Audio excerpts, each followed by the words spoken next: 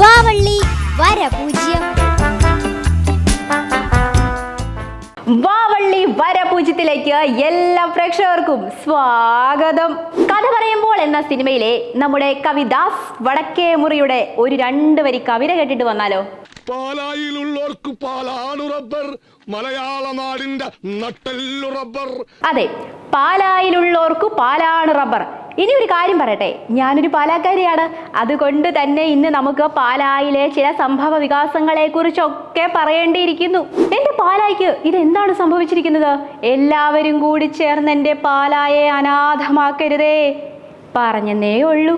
അല്ല, തിരിച്ചെത്തുമ്പോൾ പാല അവിടെ തന്നെ കാണണം എന്ന് പറഞ്ഞതാ. നിങ്ങൾക്ക് എന്ത് പറ്റി? തലയും വാലും ഒന്നും മനസ്സിലാവുന്നില്ലേ? ഇത് തന്നെ ആയിരുന്നു എന്റെയും അവസ്ഥ. ഈ വിഷയത്തെക്കുറിച്ച് പഠിക്കാൻ ഇറങ്ങിയപ്പോൾ എൻ്റെ തലയിൽ നിന്നും പറന്നുപോയ കിളികൾ തിരികെ എത്തിയിട്ടില്ല. അതിനാര് സമാധാനം പറയും?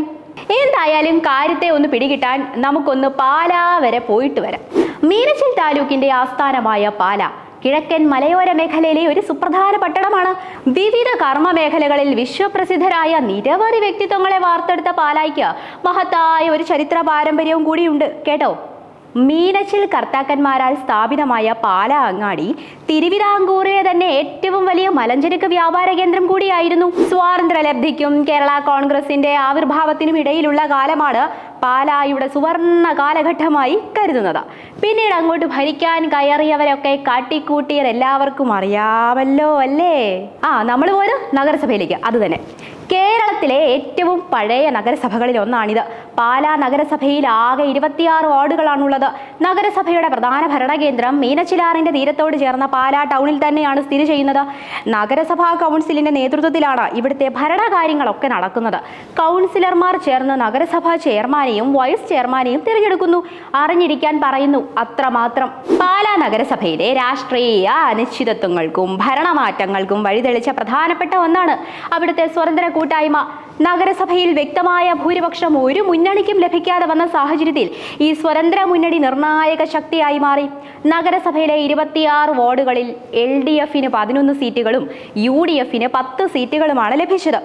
ഭൂരിപക്ഷത്തിന് 14 സീറ്റുകൾ വേണമെന്നിരിക്കെ ഇരു മുന്നണികൾക്കും ഭരണം പിടിക്കാൻ സ്വതന്ത്രരുടെ പിന്തുണ അനിവാര്യമായി വന്നു. കഴിഞ്ഞ 20 വർഷമായി പാലാ നഗരസഭയിലെ കൗൺസിലറായ ബിനു പുളിക്കക്കണ്ടം, അദ്ദേഹത്തിന്റെ മകൾ ദിയ ബിനു പുളിക്കക്കണ്ടം, സഹോദരൻ ബിജു പുളിക്കക്കണ്ടം എന്നിവരടങ്ങുന്ന 3 അംഗ സ്വതന്ത്ര കൂട്ടായ്മയും മറ്റ് 2 സ്വതന്ത്രരും കോൺഗ്രസ് വിമതർ ഉൾപ്പെടെ ചേർന്നാണ് നഗരസഭയിൽ നിർണായക ശക്തിയായത്. ഇനി ഒരു കാര്യം പറയട്ടെ, 76 വയസ്സുള്ള പാലാ നഗരസഭയുടെ ചരിത്രത്തിൽ മഹാരഥന്മാർ ഇരുന്ന കസേരയിൽ 21 വയസ്സുള്ള ഒരു പെൺകുട്ടി നഗരസഭാധ്യക്ഷയായി ഇരിക്കുന്നു.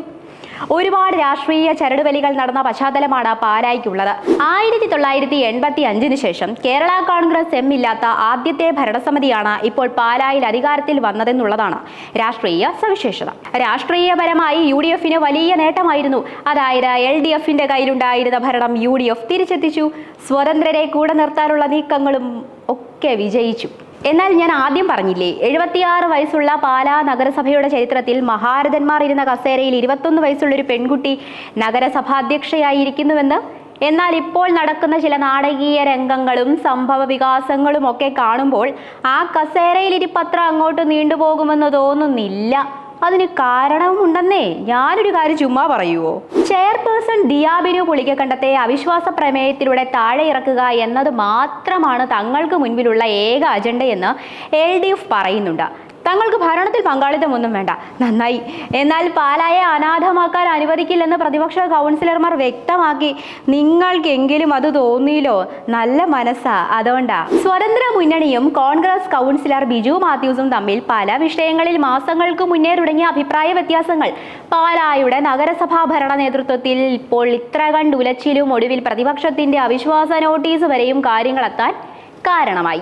കൊട്ടാരമറ്റത്തെ ഓട്ടോ സ്റ്റാൻഡുമായി ബന്ധപ്പെട്ട തർക്കങ്ങളും അതിനിടയിൽ നഗരസഭാ അധ്യക്ഷയുടെ ഓഫീസിൽ നിന്ന് പ്രധാനപ്പെട്ട ഒരു ഫയലും വാച്ചും ഉൾപ്പെടെ മോഷണം പോയതടക്കം മൊത്തത്തിൽ പ്രശ്നങ്ങളാന്നേ. അല്ലെങ്കിൽ തന്നെ ഭിന്നതകൾ ഉണ്ടായിരുന്നു. ഏറ്റവും പുതിയ വിവരമനുസരിച്ച് പാലാ നഗരസഭാ ചെയർപേഴ്സണെതിരെ ഇടതുമുന്നണി 21-ന് കൊണ്ടുവരുന്ന അവിശ്വാസ പ്രമേയം പാസ്സാകാൻ അനുവദിക്കരുതെന്ന KPCC നേതാക്കളുടെ നിർദ്ദേശത്തോട് മുഖം തിരിച്ചിരിക്കുകയാണ് കോൺഗ്രസ് കൗൺസിലർമാർ. പാലായിലെ കാര്യത്തിൽ ഉന്നത നേതാക്കൾ ഇടപെടേണ്ടെന്ന് കൗൺസിലർമാർ നിലപാട് വ്യക്തമാക്കിയതോടെ അച്ചടക്ക നടപടി എടുക്കേണ്ടി വരുമെന്ന് മുന്നറിയിപ്പ് നൽകിയിരിക്കുകയാണ് നേതൃത്വം. പറഞ്ഞാൽ കേട്ടില്ലെങ്കിലുണ്ടല്ലോ. അല്ല പിന്നെ 6 കോൺഗ്രസ് അംഗങ്ങൾ വിട്ടുനിന്നാൽ അവിശ്വാസം പാസ്സാകും. അപ്പോൾ ഇടതുമുന്നണിക്ക് ഭരണം ലഭിക്കുന്ന സാഹചര്യമുണ്ടാകും. 26 അംഗ കൗൺസിലിൽ 12 അംഗങ്ങൾ മാത്രമുള്ള LDFന് ഭരണസ്ഥിരത ലഭിക്കണമെങ്കിൽ UDF കൗൺസിലർമാരുടെ പിന്തുണ വേണം. ഇപ്പോഴത്തെ രാഷ്ട്രീയ സാഹചര്യത്തിൽ ഇത് ബുദ്ധിമുട്ടാണു താനും. LDFിലെ വലിയ കക്ഷി കേരള കോൺഗ്രസ് M ആണ്. 3 സ്വതന്ത്ര അംഗങ്ങളുടെ പിന്തുണയോടെ നഗരസഭാ ഭരണം പിടിക്കാൻ മാണി ഗ്രൂപ്പ് നേതൃത്വത്തിന് യാതൊരു താല്പര്യവുമില്ല. UDFിലെ തർക്കം പ്രയോജനപ്പെടുത്തി പാലായിൽ രാഷ്ട്രീയ നേട്ടമുണ്ടാക്കുമോ എന്നാണ് മാണി ഗ്രൂപ്പ് നോക്കുന്നത്.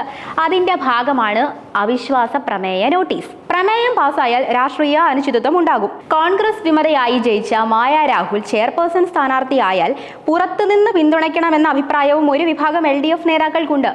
ആദ്യം അവിശ്വാസം പാസ്സാവട്ടെ, അതിനുശേഷം മറ്റു കാര്യങ്ങൾ എന്നാണ് ഉന്നത മാണി ഗ്രൂപ്പ് നേതാവ് പ്രതികരിച്ചത്. എന്നാൽ UDFിലെ പ്രധാന ഘടകകക്ഷി നേതാക്കളിൽ ഒരാളായ ഫ്രാൻസിസ് ജോർജ് ഭരണ പ്രതിസന്ധിക്കെതിരെ പ്രതികരണവുമായി രംഗത്തെത്തി. പാലായിൽ ഇടതുപക്ഷം ഉദ്ദേശിക്കുന്നത് പോലെ അവിശ്വാസ പ്രമേയത്തിലൂടെ UDFനെ ഭരണത്തിൽ നിന്ന് മാറ്റാൻ കഴിയില്ല എന്നാണ് അദ്ദേഹം പറയുന്നത്. ചില തെറ്റിദ്ധാരണകളും ചില കൗൺസിലർമാരുടെ പരിചയക്കുറവും മൂലമുള്ള പ്രശ്നങ്ങളാണ് നഗരസഭയിൽ ഉള്ളത്. പറഞ്ഞു തീർക്കാവുന്ന പ്രശ്നങ്ങൾ മാത്രമാണ് നിലവിലുള്ളത്. UDF നേതൃത്വം ഇടപെട്ട പ്രശ്നം പരിഹരിക്കും. LDF ഭരണം മാറണമെന്ന ജനങ്ങളുടെ വികാരം ഉൾക്കൊണ്ട് UDF നേതൃത്വം നടത്തിയ ചർച്ചകളിലൂടെയാണ് പാലായിൽ UDF ഭരണ സംവിധാനം നിലവിൽ വന്നത്. പഷ്ട് എന്നിട്ട് ഇപ്പൊ ഭരണമൊക്കെ നല്ല രീതിക്ക് പോകുന്നുണ്ടല്ലോ അല്ലേ? നേതൃത്വം ഇടപെട്ട ചർച്ചകളിലൂടെ പ്രശ്നം പരിഹരിക്കാൻ കഴിയുമെന്നാണ് പ്രതീക്ഷിക്കുന്നതെന്നും സ്വതന്ത്ര കൂട്ടായ്മയ്ക്ക് എതിരെയുള്ള പ്രമേയം ഒഴിവാക്കേണ്ടതായിരുന്നുവെന്നും ഫ്രാൻസിസ് ജോർജ് കൂട്ടിച്ചേർത്തു. അതേസമയം ഇടതുമുന്നണി കൗൺസിലർമാർ കൊണ്ടുവന്ന അവിശ്വാസ പ്രമേയം ചർച്ചയ്ക്കെടുക്കുന്നതിന് മുൻപേ നഗരസഭാ ചെയർപേഴ്സൺ സ്ഥാനം സ്വയം ഒഴിയുമെന്നാണ് തങ്ങളുടെ പ്രതീക്ഷയെന്ന് കോൺഗ്രസ് കൗൺസിലർമാരിൽ ചിലർ പറയുന്നു. ചെയർപേഴ്സൺ സ്ഥാനം സ്വയം ഒഴിഞ്ഞുകൊണ്ട് കോൺഗ്രസിലെ മറ്റൊരാളെ ചെയർപേഴ്സൺ സ്ഥാനത്തേക്ക് സ്വതന്ത്ര മുന്നണി പിന്തുണയ്ക്കുന്ന സാഹചര്യം ഉണ്ടായാൽ മാത്രമേ ഇനി പ്രശ്നപരിഹാരത്തെക്കുറിച്ച് ചിന്തിക്കുന്നുള്ളൂവെന്നും കോൺഗ്രസ് കൗൺസിലർമാർ പറയുന്നു. കോൺഗ്രസ് വിമത മായ രാഹുലോ കോൺഗ്രസ് അംഗം ലിസിക്കുട്ടി മാത്യുവിനെയോ ചെയർപേഴ്സൺ സ്ഥാനത്തേക്ക് കൊണ്ടുവരാനാണ് കോൺഗ്രസ് കൗൺസിലർമാരുടെ നീക്കം. എന്നാൽ മായ രാഹുൽ ചെയർപേഴ്സൺ ആകുന്നതിനോട് നിലവിലെ സാഹചര്യത്തിൽ സ്വതന്ത്ര മുന്നണി കൂട്ടായ്മ ഒരു തരത്തിലും യോജിക്കില്ലെന്നുള്ളത് ഉറപ്പാണ്. മായ രാഹുലാണ് ചെയർപേഴ്സൺ സ്ഥാനത്തേക്ക് വരുന്നതെങ്കിൽ പിന്തുണ കൊടുക്കാൻ തയ്യാറാണെന്ന് പ്രതിപക്ഷത്തെ ചില കൗൺസിലർമാർ സൂചിപ്പിച്ചതായി ഒക്കെ അറിയുന്നു. കഴിഞ്ഞ ദിവസം പക്ഷേ ചർച്ചകളൊന്നും ഉണ്ടായിട്ടില്ല. ഇതുമായി ബന്ധപ്പെട്ട കോൺഗ്രസ് കൗൺസിലർമാർ അവിശ്വാസം രേഖപ്പെടുത്തിയ വിഷയത്തിൽ തങ്ങളോട് ആലോചിച്ചില്ലെന്ന ഫ്രാൻസിസ് ജോർജ് MPയുടെ പ്രതികരണം വേദന ഉളവാക്കിയതായി കോൺഗ്രസ് കൗൺസിലർ ബിജു മാത്യൂസ്. തനിക്കെതിരെ കള്ളക്കേസ് കൊടുത്ത സംഭവത്തിൽ MPയോട് ആലോചിച്ച ശേഷമായിരുന്നോ കേസ് കൊടുത്തതെന്നും കേരള കോൺഗ്രസ് ജോസഫ് ഗ്രൂപ്പ് കൗൺസിലർമാർ ആദ്യം പ്രസ്താവന കൊടുത്തത് കോൺഗ്രസ് നേതാക്കന്മാരോട് ആലോചിച്ചിട്ടായിരുന്നോ എന്നും ബിജു ചോദിച്ചു. അവിശ്വാസം നൽകിയത് പാലായുടെ പൊതുജന താൽപര്യാർത്ഥവും ധാർമ്മികമായ കടമയും എന്ന നിലയിൽ എന്നാണ് പ്രതിപക്ഷ നേതാവ് ബിജു പാലുപ്പടവൻ പറഞ്ഞത്.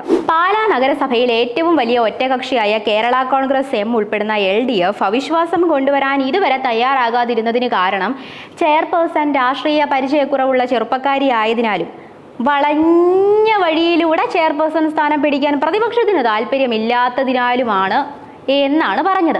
എന്നാൽ ഭരണപക്ഷത്തെ പ്രധാന കക്ഷിയായ കോൺഗ്രസ് പാർട്ടിയിലെ പാലായിലെ മുഴുവൻ നേതാക്കന്മാരും 6 കൗൺസിലർമാരും ഒറ്റക്കെട്ടായി ചെയർപേഴ്സണിൽ പരസ്യമായി അവിശ്വാസം രേഖപ്പെടുത്തിയ സാഹചര്യത്തിൽ പാലായിൽ ഒരു തരത്തിലും ഭരണം മുന്നോട്ടു പോകില്ല എന്ന് മനസ്സിലായതുകൊണ്ട് പ്രതിപക്ഷത്തിന്റെ ധാർമ്മികമായ കടമ എന്ന നിലയിൽ മാത്രമാണ് ഇപ്പോൾ അവിശ്വാസത്തിന് നോട്ടീസ് നൽകിയതെന്നും പറയുന്നു.